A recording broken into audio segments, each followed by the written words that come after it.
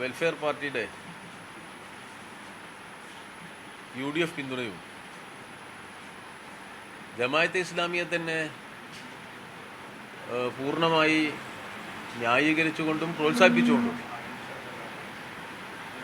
നമ്മുടെ കേരളത്തിലെ UDF നേതൃത്വമാകെ പ്രതിപക്ഷ നേതാവാണ് അതിന് തുടക്കം കുറിച്ചത്, നടത്തിയ പ്രസ്താവനകളും. അപ്പോൾ അതൊരു ഒറ്റപ്പെട്ട പ്രസ്താവന ആയില്ല. പ്രതിപക്ഷ നേതാവ്, KPCCയുടെ അധ്യക്ഷൻ, എല്ലാ കോൺഗ്രസ് നേതാക്കളും ഒരുപോലെ ജമാഅത്തെ ഇസ്ലാമിയെ പൂർണ്ണമായി ന്യായീകരിച്ചുകൊണ്ടും മഹത്വവൽക്കരിച്ചുകൊണ്ടും രംഗത്ത് വരികയാണ് ഉണ്ടായത്. ഈ തീരുമാനത്തിൻ്റെ പ്രായോഗിക പ്രവർത്തനം നിലമ്പൂരിൽ ആരംഭിച്ചു.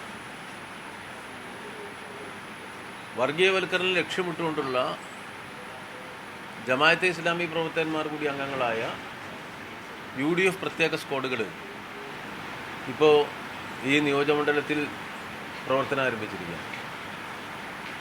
അത് സമൂഹത്തെ വർഗീയവൽക്കരിക്കുന്ന പ്രക്രിയയുടെ വേഗത വർദ്ധിപ്പിക്കുന്നതിന് വേണ്ടിയാണ്. തെരഞ്ഞെടുപ്പ് ഒരു രാഷ്ട്രീയ സമരമാണ്. രാഷ്ട്രീയ അഭിപ്രായ വിനിമയം നടത്തി, ആശയപ്രചരണം നടത്തി ജനങ്ങൾ അഭിപ്രായം സ്വരൂപിക്കുന്ന ഒന്നാണ്, ജനാഭിപ്രായം രേഖപ്പെടുത്തുന്ന ഒന്നാണ് പാർലമെൻ്ററി ജനാധിപത്യത്തിലെ തിരഞ്ഞെടുപ്പുകൾ. അതിനെ മതവൽക്കരിച്ച് അതിലെ തീവ്ര രാഷ്ട്രീയ വൽക്കരണം എന്ന നിലയ്ക്ക് പ്രവർത്തനത്തിൻ്റെ ദിശ ഇപ്പോൾ UDF മാറ്റിയിരിക്കുകയാണ്. തെരഞ്ഞെടുപ്പ് പ്രഖ്യാപിച്ച LDFൻ്റെ സ്ഥാനാർത്ഥിയെ നമ്മൾ പ്രഖ്യാപിച്ചു. ഇപ്പോൾ കേരളത്തിലെ പൊതുസമൂഹത്തിൻ്റെ മുന്നിൽ വലിയ സ്വീകാര്യതയുള്ള ഒരു സ്ഥാനാർത്ഥിയാണ് ഇടതുപക്ഷ ജനാധിപത്യ മുന്നണിയുടെ സ്ഥാനാർത്ഥി സ്വരാജ്. സ്വരാജ് വന്ന് ഇവിടെ തെരഞ്ഞെടുപ്പ് പ്രവർത്തനത്തിൽ സജീവമായതോട് കൂടിയിട്ട് തെരഞ്ഞെടുപ്പിൻ്റെ ഒരു സ്വീകാര്യതയുടെ കേന്ദ്രം LDF സ്ഥാനാർത്ഥിയായിട്ട് മാറി. അത് വലിയ തോതിൽ UDFനെ ഭയപ്പെടുത്തിയിരിക്കുക. നിലമ്പൂരിൻ്റെ ഒരു പശ്ചാത്തലമുണ്ട്. ഇപ്പോൾ നിലമ്പൂരിൽ ഒരുതരം നാട്ടുപ്രമാണിത്വത്തിൻ്റെ സമീപന ശൈലി ഇവിടുത്തെ UDF നടപ്പിലാക്കി പോകുന്നതാണ്. UDFൻ്റെ പ്രധാന വക്താക്കളും അങ്ങനെ പ്രവർത്തിച്ചിട്ടുണ്ട്. അപ്പോൾ ആ ശൈലിയോട് വലിയ എതിർപ്പുള്ള ആളുകൾ ഇവിടെയുണ്ട്, നിലമ്പൂരിലുണ്ട്. UDF ജയിച്ചാൽ വീണ്ടും ആ പ്രമാണിത്വത്തിന് കീഴ്പ്പെടേണ്ടി വരുമെന്നുള്ള ആശങ്കയുള്ള ജനങ്ങളുണ്ട്. അതിൻ്റെ ബാക്കി വിശദാംശങ്ങളിലേക്ക് ഞാൻ പോകുന്നില്ല. ആ പ്രമാണിത്വം ഇവിടെ എങ്ങനെയാണ് പെരുമാറിപ്പോകുന്നതെന്നും അവരുടെ പ്രവർത്തന ശൈലി എന്താണെന്നും ഞാൻ വിശദീകരിക്കുന്നില്ല.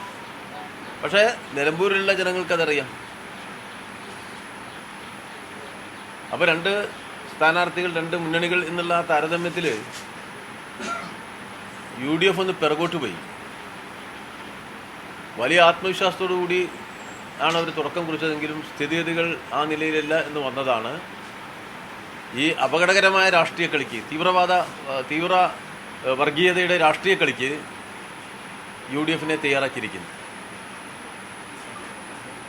അപ്പോൾ ഇത് നാളത്തെ കേരളത്തിൽ നിയമസഭാ തെരഞ്ഞെടുപ്പിന് തൊട്ട് മുമ്പായി എത്രത്തോളം അപകടകരമായ രാഷ്ട്രീയ ബാന്ധവങ്ങളിലേക്ക് UDF നീങ്ങുമെന്നതിൻ്റെ ഒരു ഡ്രസ് റിഹേഴ്സലാണ്. നമ്മുടെ പൊതുജീവിതത്തിൽ ഒട്ടും ആശാസ്യമല്ലാത്ത, പ്രോത്സാഹിപ്പിക്കാൻ പാടില്ലാത്ത രാഷ്ട്രീയ രീതിശാസ്ത്രത്തിൻ്റെ പ്രയോഗശാലയായി നിലമ്പൂരിലെ തെരഞ്ഞെടുപ്പിനെ മാറ്റാനാണ് ഇപ്പോൾ UDF പരിശ്രമിച്ചിരിക്കുന്നത്. നാളത്തെ കേരളത്തിൽ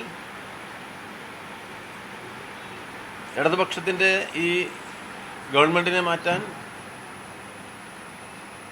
സാധാരണഗതിയിൽ വളരെ അസാധ്യമാണ് UDFന് എന്നുള്ളതുകൊണ്ട് തന്നെ അവർ